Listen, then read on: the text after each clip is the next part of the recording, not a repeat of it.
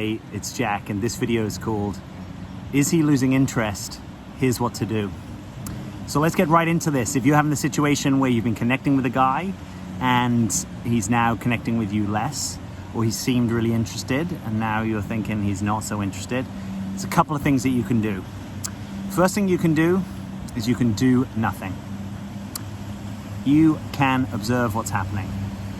You don't try and change things. You don't try and make yourself more interesting to him. You don't try and dress more provocatively or crack better jokes or try harder. You actually just do nothing. You do more of the same and you just let the connection unfold. You basically see what is coming towards you. If he's lost interest and that's a permanent state of affairs, then as difficult as it may be, that's your answer, right? He's not going to be a 1 to you, he's going to be a 0 to you. A 1 being a guy that wants a committed and continual connection to you.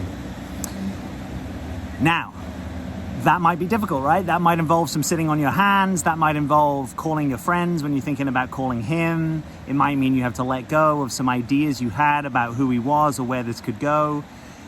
This is going to take some sobriety. This is going to take being with your impatience. This is going to take metabolizing frustration. This is inner work right here, right? Learning how to do nothing when your impulse might be to do something. If you're going to do anything, you can hit your journal and just reflect. Notice, okay, yeah, we were connecting 3 times a week. Now we're only connecting once every 2 weeks. That's been going on for, about a month and a half. He hasn't made any specific communications about why that should be the case, so I'm just going to take it at face value. But, how do I feel? I feel disappointed. Maybe I feel a bit rejected. Maybe I'm surprised. Maybe I feel a bit confused. Get it all out, but you don't actually have to do anything over there to fix the situation, right? Because you want to know. You actually want the guy to lose interest, right? Kind of meaning, if that's the way it's going to go, you actually want to know, right? So this unfolding is actually a good thing. The second thing that you can do is you can have an authentic communication with him. You can say, yo, what's up?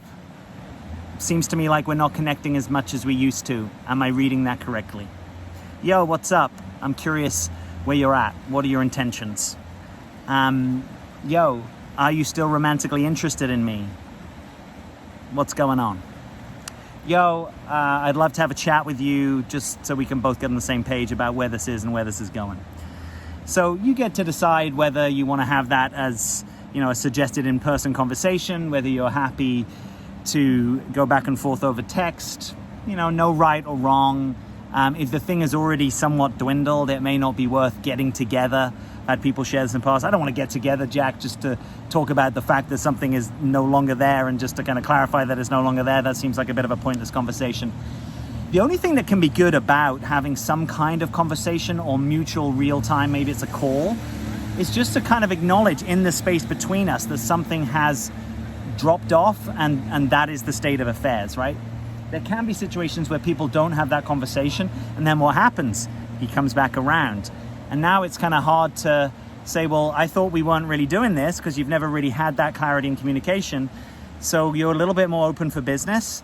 And it might surprise you and you might start re-engaging and then you might get more confused, So you've got to work out what is actually going to serve you. But I'm trying to make this super simple for you. Option 1, do nothing, just observe. Let it be revealed. Option 2, share your experience, make an authentic communication, And I would err on the side of making it more succinct.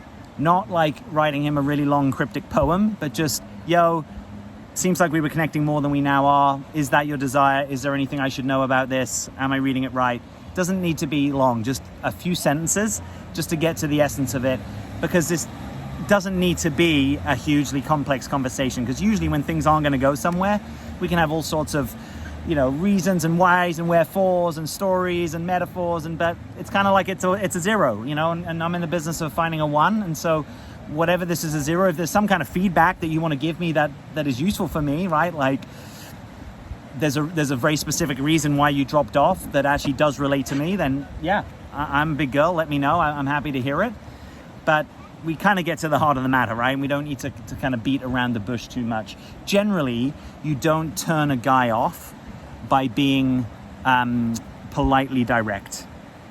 right? Meaning if there was actually something there, he's not going to be put off by the fact that you're saying, hey, I'm interested if there's something here. But if there's not, I'm also wanting to know that, because I might, pick up my sign and put it back out. I'm open for business, so to speak, right? So this is simple. The place that this gets more complicated is when you take stuff on that's not yours to take on, right? So you start to take on his losing interest, right? And so you start to now overperform, you start to over-try, you start to become overly interesting or overly sexual, or perhaps more sexual than you actually want to be, or you're kind of really trying to wazzle, dazzle, rizzle, dizzle, whatever him, when actually trusting more deeply in your authenticity and that it's enough. Sure, when we relate with someone, sometimes we can make efforts to keep it interesting, right? We can bring variety in, whether that's romantically or the types of dates that we do or ways that we connect physically.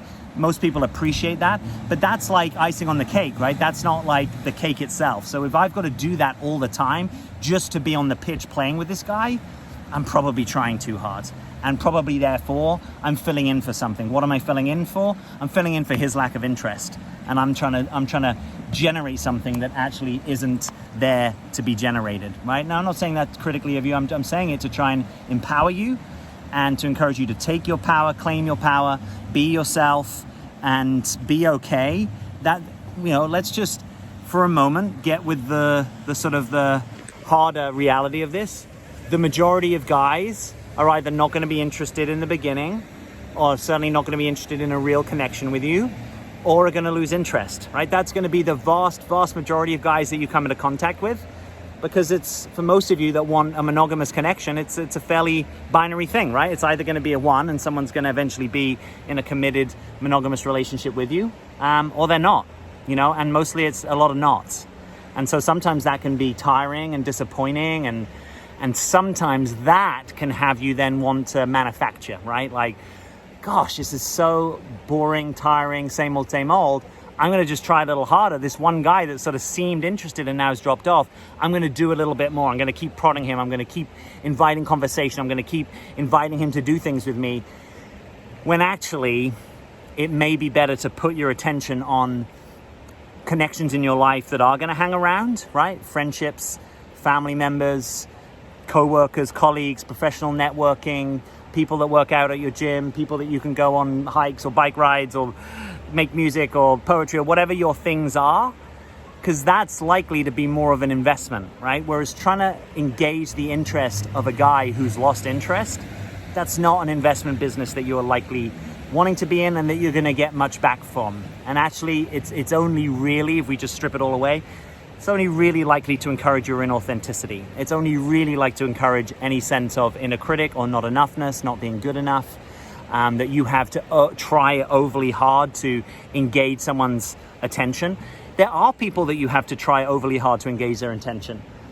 That's just normally a good heads up that this isn't a person for you to be in connection with. Wouldn't you rather have someone where there's a natural upswelling of mutual attention giving, that we both kind of want to do that, not because we're having to impress the other person or hook their interest or keep them interested, but actually because that's kind of what the connection is between us. We want more of each other. We want to stay in connection. And you might have to wait months and years sometimes for that person to come around, but that's generally better than trying to artificially manufacture something that then plays to the, we all have different aspects of our being. We all have inner critics, we all have negative voices, we all have smaller parts of us that perhaps haven't been seen and heard and that have some unmet needs, and suddenly we're allowing those parts to like step up and play center stage. And we actually don't want that. We want your higher self, your true guidance, your deeper authenticity to be center stage, right? That doesn't mean to say that at times there's going to be parts of us that are going to be inauthentic or self-critical. We all have to deal with those parts.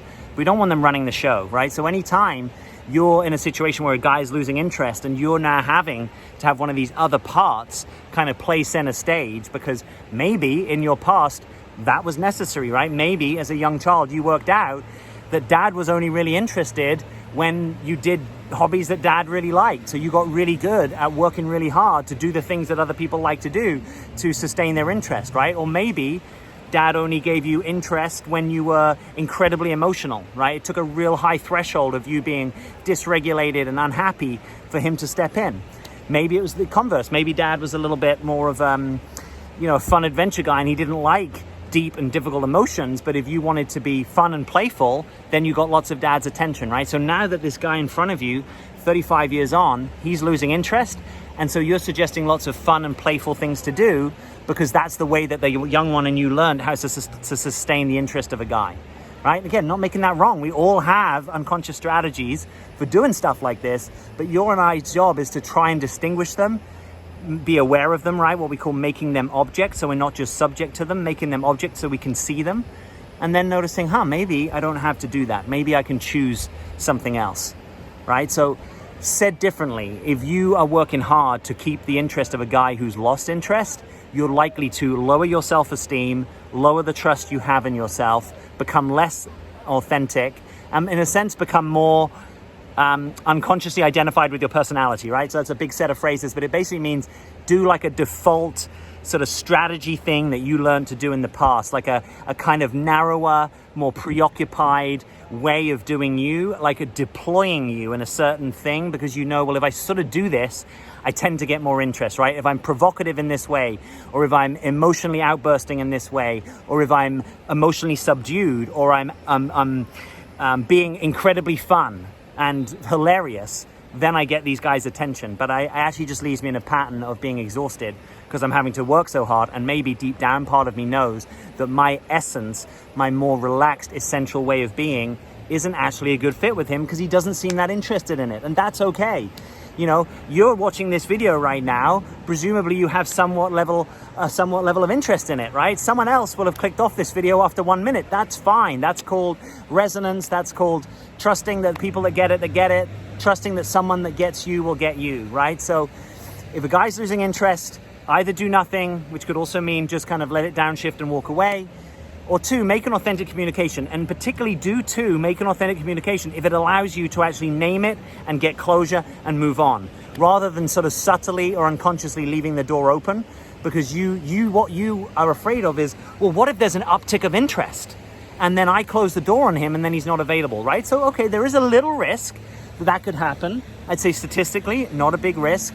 I work with people a lot in these kind of territories. It's not that common. He may come back in the sense of he may reach out again, but whether he's substantively more interested in you in an ongoing and sustainable way, that's rare. Something normally structural has to shift for that to be the case, right? Like he was actually in a relationship and now he's not, or he was still grieving his ex and now he's gotten over it, or he was ridiculously super busy launching his new business and now his business is in a more stabilized form.